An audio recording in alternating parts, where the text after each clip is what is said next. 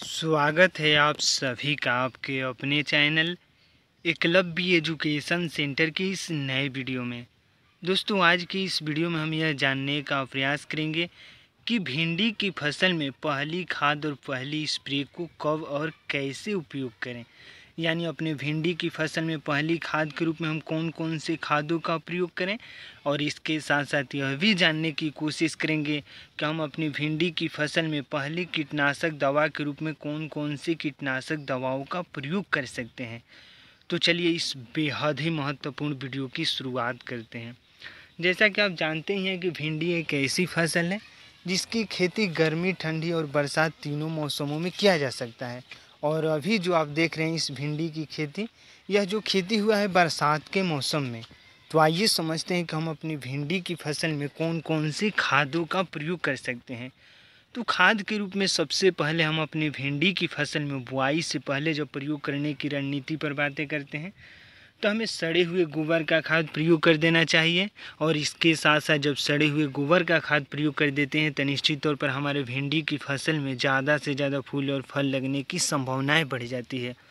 और उसी क्रम में जब हम आगे की ओर बढ़ते हैं, जब हमारा भिंडी का पौधा लगभग 20 से 25 दिनों का हो जाए तो उसमें हमें पहली खाद के रूप में खादों का प्रयोग करना होगा। यानी लगभग 30 से 35 यानी 45 दिन से पहले हमारे भिंडी की फसल में खादों का प्रयोग करना हमारे लिए बेहद ही ज़रूरी हो जाता है। तो हम उन खादों के रूप में हम सबसे पहले प्रयोग कर सकते हैं NPK यानी नाइट्रोजन, फास्फोरस और पोटाश जैसे खादों का प्रयोग करना निश्चित तौर पर हमारे लिए बेहद ही ज़रूरी है। क्योंकि अगर अच्छे तरीक़ों से खादों का प्रयोग कर देते हैं अपनी भिंडी की फसल में तो निश्चित तौर पर हमारे भिंडी की फसल में जो ग्रोथ है वो तेज़ी से होने लगता है, और जिससे जो हमारा भिंडी का पौधा है उसमें ज़्यादा से ज़्यादा फूल और फल लगने की संभावनाएं बढ़ जाती है। तो इस तरह से हम NPK का प्रयोग कर सकते हैं। और उसी क्रम में हम आगे की ओर बढ़ते हैं तो अगला हम नाइट्रोजन, फास्फोरस, जाइम, जिंक जैसे खादों का प्रयोग कर सकते हैं। और इसके साथ साथ अगर सरसों की खली आपके पास मौजूद है तो निश्चित तौर पर उसका भी प्रयोग कर देते हैं। तो हमें अन्य खादों की आवश्यकता ही नहीं पड़ेगी, क्योंकि सरसों की खली में लगभग 6 प्रकार के एलिमेंट पाए जाते हैं, यानी न्यूट्रिएंट भी कह सकते हैं। जैसे सरसों की खली में नाइट्रोजन, फास्फोरस, जाइम, जिंक, बोरान जैसे एलिमेंट पाए जाते हैं, यानी पोषक तत्व पाए जाते हैं। और उनका भी प्रयोग करके हम अपनी भिंडी की फसल से ज़्यादा लाभ प्राप्त करने में सफल हो सकते हैं।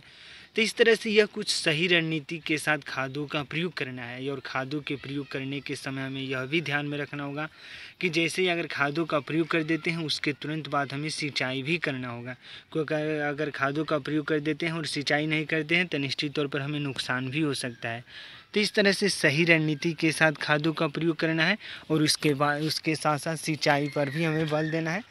और जैसे इन खादों का प्रयोग कर देते हैं तो निश्चित तौर पर हमारे भिंडी की फसल में ज़्यादा से ज़्यादा फूल और फल लगना शुरू हो जाते हैं।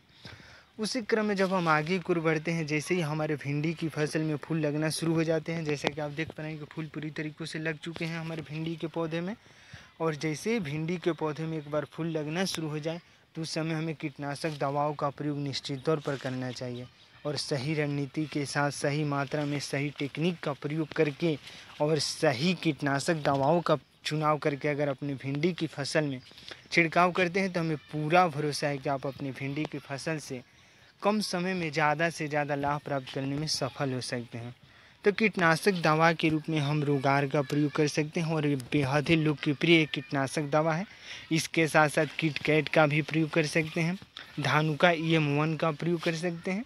अगर इनमें से किसी एक का चयन करते हैं और अपनी भिंडी की फसल में स्प्रे करते हैं तो निश्चित तौर पर आपकी भिंडी की फसल में जितने भी कीट लगे होंगे या कीटाणु लगे होंगे वो पूरी तरीक़ों से मर जाएंगे, और आपका भिंडी पूरी तरीक़ों से आपको लाभ देने के लिए समर्थ हो सकेगा।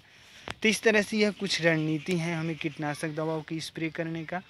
और स्प्रे करते समय यह भी ध्यान में रखना होगा कि सुबह के समय में हमें स्प्रे नहीं करना है अपनी भिंडी की फसल में, केवल शाम के समय में ही स्प्रे करना है। क्योंकि सुबह के समय में अगर स्प्रे कर देते हैं तो निश्चित तौर पर जो भी कीटाणु होते हैं वो धूप की वजह से छिप जाते हैं, मतलब पत्तियों में या अन्य जगहों पर।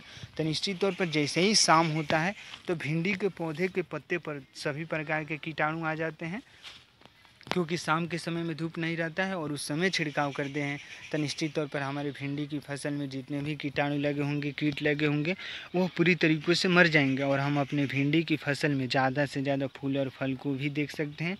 तो इस तरह से सही रणनीति के साथ सही मात्रा में सही टेक्निक का उपयोग करके हमें अपनी भिंडी की फसल में इन कीटनाशक दवाओं का प्रयोग करना है, खादों का प्रयोग करना है। अगर इन तमाम प्रयोगों को करते हैं तो हमें पूरा भरोसा है कि आप अपने भिंडी की फसल से कम लागत में कम समय में ज़्यादा से ज़्यादा लाभ प्राप्त करने में सक्षम हो सकते हैं।